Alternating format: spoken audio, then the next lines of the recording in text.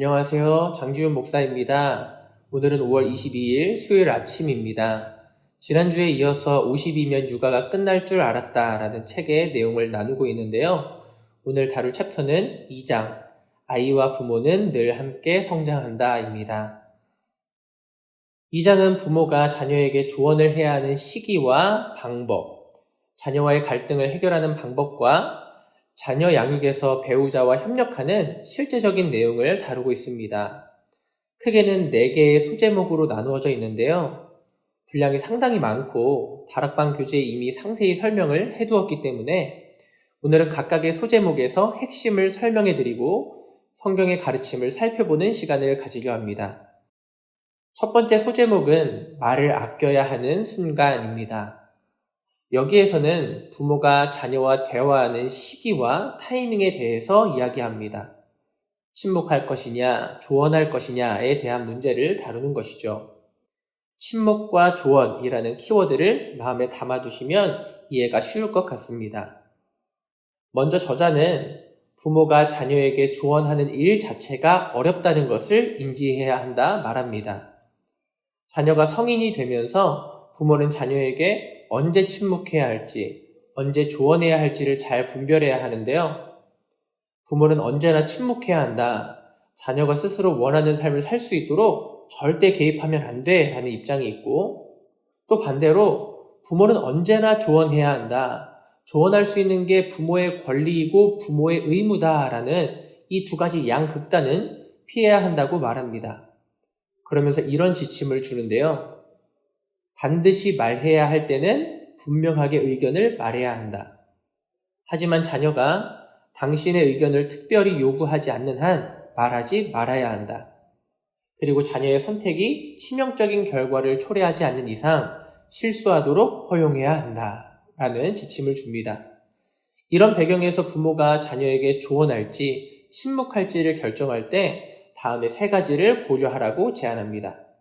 첫째, 자녀가 치명적이면서 장기적인 영향을 받을 만한 행동을 하려 하는가? 너무 큰 실수, 너무 값비싼 대가를 치를 만한 실수를 할 것 같은가? 라는 질문이죠. 충동적으로 퇴사하려 하거나 전세 계약금으로 투기하는 것 같은 그런 큰 문제를 저지를 것 같다면 당당하게 의견을 말해야 한다. 하지만 그럴 때에도 자녀가 어리석기 때문에 훈계한다는 느낌을 주어서는 안 된다고 말합니다. 둘째, 부모의 의견이라 할지라도 그저 하나의 의견일 뿐이라는 사실을 인지해야 한다. 흔히 그때는 맞고 지금은 틀리다라는 말이 있죠.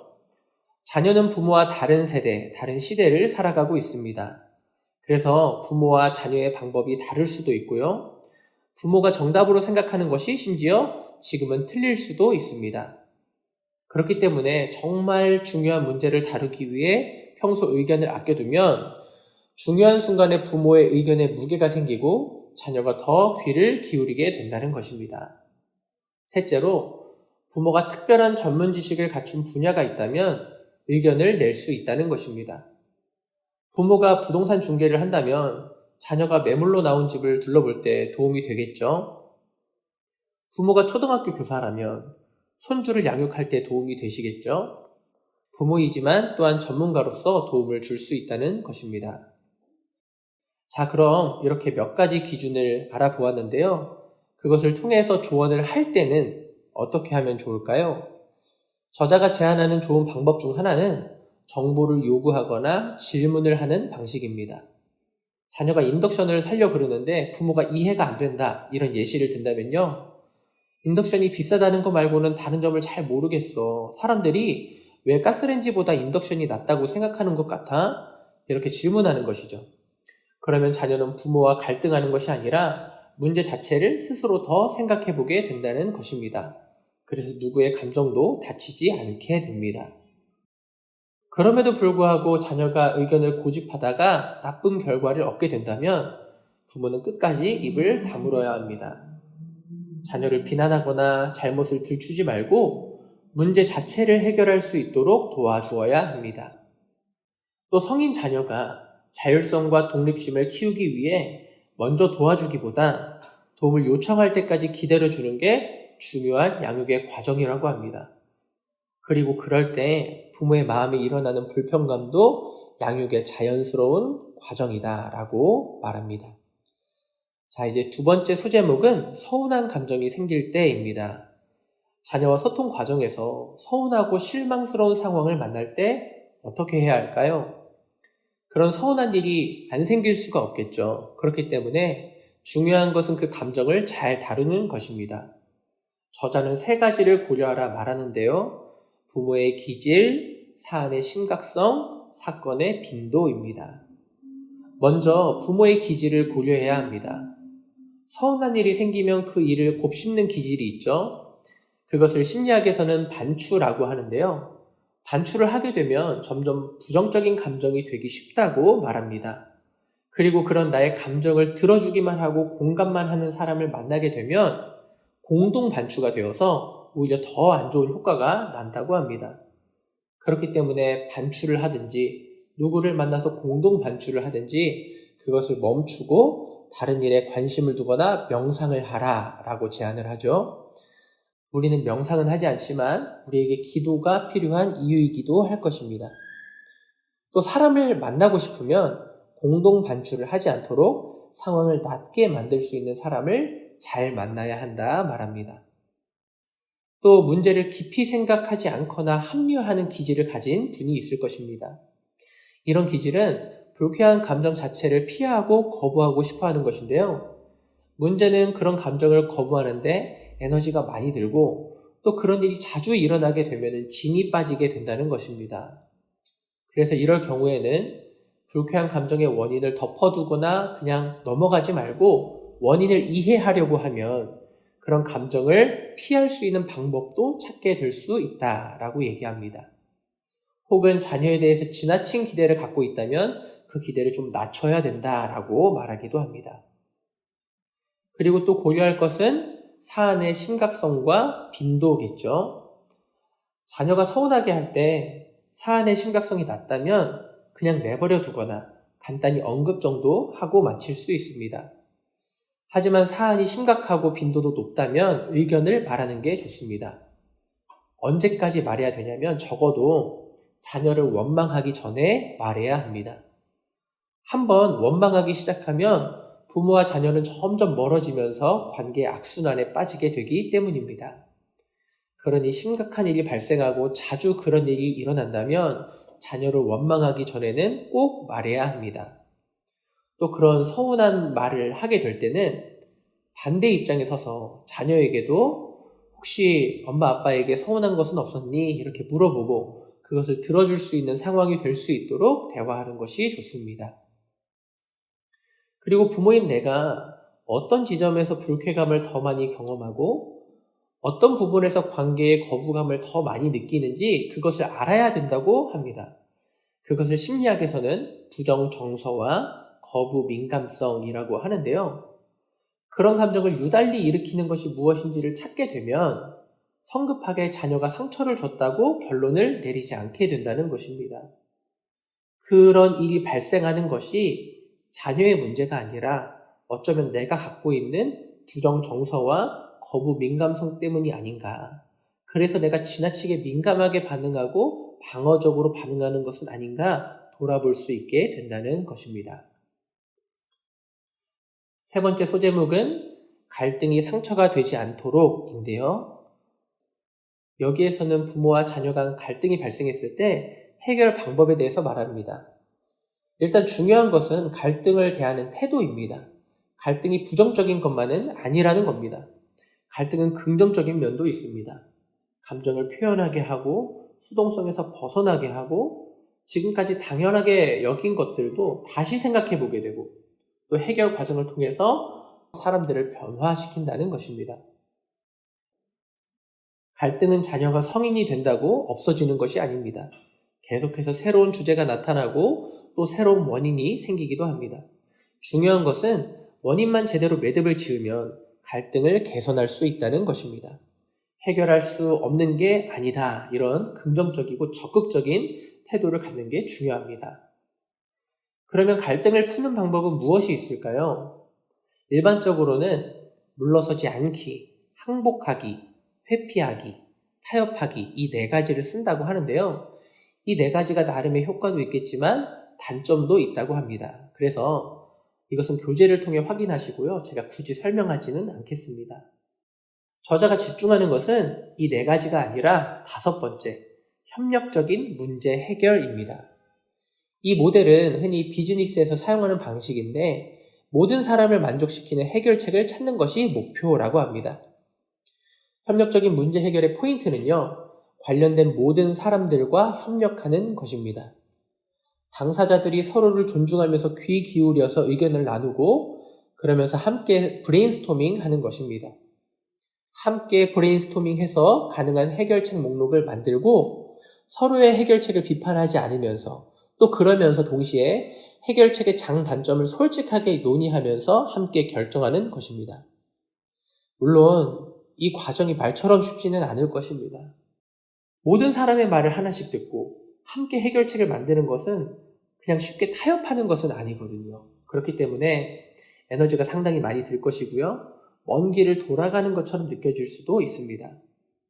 하지만 그런 과정을 통해서 모두가 의사결정에 참여했을 때 어떤 결론을 갖게 되면 누군가 아쉬운 부분이 있을지라도 충분히 의견을 나누었고 모든 가능성을 검토했기 때문에 적어도 이해가 되고 용납이 되는 것이죠. 또 이 과정에서 어떤 사람이 희생하고 양보했는지를 또 알기 때문에 서로를 배려하는 입장에 설 수 있게 되는 것입니다. 또 동시에 모든 사람이 함께 고민했기 때문에 가장 많은 사람들이 생각하기 때문에 창의적이고 더 좋은 답을 찾을 수도 있는 것이죠. 이렇게 문제를 해결한 경험을 갖게 되면 부모와 자녀의 관계는 더욱 돈독해지고 또 가족이 문제 해결의 능력을 키우게 될 수도 있습니다. 마지막 네 번째 소제목은 배우자와 의견이 다를 때입니다. 부부가 자녀에 대한 문제를 대응하는 방식이 서로 다를 때 어떻게 해야 하나 하는 것이죠. 성인 자녀를 대하는 부부의 의견이 서로 다를 수 있습니다. 경제적으로 어떻게 얼마나 지원해 줘야 할지, 손주를 어떻게 양육해야 할지 등등 말입니다. 먼저 알아야 할 것은 자녀가 성인이 되면서 부모 자녀 간의 역학 관계가 변한다는 것입니다. 자녀의 발달 단계에 따라서 부모가 서로 다른 정도로, 다른 유형으로 양육에 개입하게 됩니다. 이때 부모 중 한 사람이 자녀와 더 긴밀해질 수가 있겠죠. 그런데 중요한 것은 이때 어느 한쪽의 편애나 어느 한쪽의 무관심으로 자녀가 느끼지 않도록 배우자가 서로 노력을 해야 한다는 것입니다. 또 만일 나의 배우자가 자녀와 더욱 친밀하다면 질투할 것이 아니라 칭찬해 줘야 한다고 합니다. 그 관계가 나와 자녀의 관계도 더욱 강화할 것을 내가 알아야 된다라고 합니다. 또 자녀를 양육하면서 의견이 갈리면 어떻게든 부부가 의견을 통일해서 제시해야 하지 않나 그런 고민이 될 수가 있죠. 이때는 자녀가 청소년기 이전이라면 그렇게 하는 게 맞다. 자녀가 어리기 때문에 불안해하거나 혼란스러워하지 않도록 의견을 통일해 줘야 한다라고 합니다. 하지만 청소년기 이후라면 자녀도 복합적인 사고가 가능하기 때문에 의견을 통일하지 않아도 된다. 또 오히려 억지로 의견을 통일하면 자녀가 그것을 눈치채고 오히려 더 부정적으로 생각할 수도 있다고 말합니다.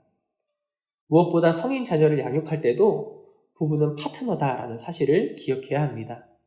자녀 양육에 집중하다 보면 오히려 부부의 관계에 소홀해질 수가 있죠.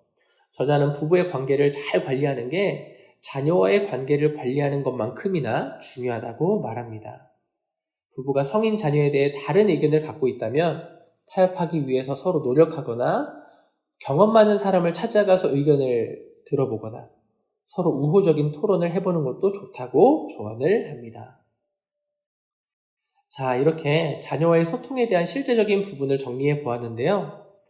때로 이런 심리학적인 부분, 실제적인 조언들에 대해서 이것은 신앙과 좀 별개의 지식이 아닌가 생각을 하는 분도 있습니다. 그런데 가장 보수적인 청교도 신학을 갖고 있는 로이드 존스 목사님이 이런 말씀을 하셨어요. 상식을 사용하는 것은 우리가 마땅히 취해야 할 옳고도 합당한 태도다. 또 아브라함 카이퍼라는 개혁주의 신학자는요. 세상의 모든 영역 가운데 그리스도가 주인이 아닌 영역은 단 한 부분도 없다라고 했습니다.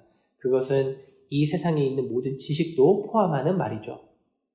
그런 측면에서 이 책의 내용들을 거부감 없이 적극적으로 저희가 받아들이고 또 적용해 보았으면 좋겠습니다. 저는 이 부분을 읽고 정리하면서 다음과 같은 성경 구절들이 떠올랐습니다. 잠언 15장 23절. 사람은 그 입의 대답으로 말미암아 기쁨을 얻나니 때에 맞는 말이 얼마나 아름다운고. 주여, 제가 자녀와 대화할 때 때에 맞는 말을 할 수 있게 해주십시오. 적절한 때에 자녀의 상황을 잘 보고 그 마음을 깨우치게도 하고 또 그 마음을 보듬는 말을 하게 하여 주시옵소서. 에베소서 4장 32절. 서로 친절하게 하며 불쌍히 여기며 서로 용서하기를 하나님이 그리스도 안에서 너희를 용서하심과 같이 하라.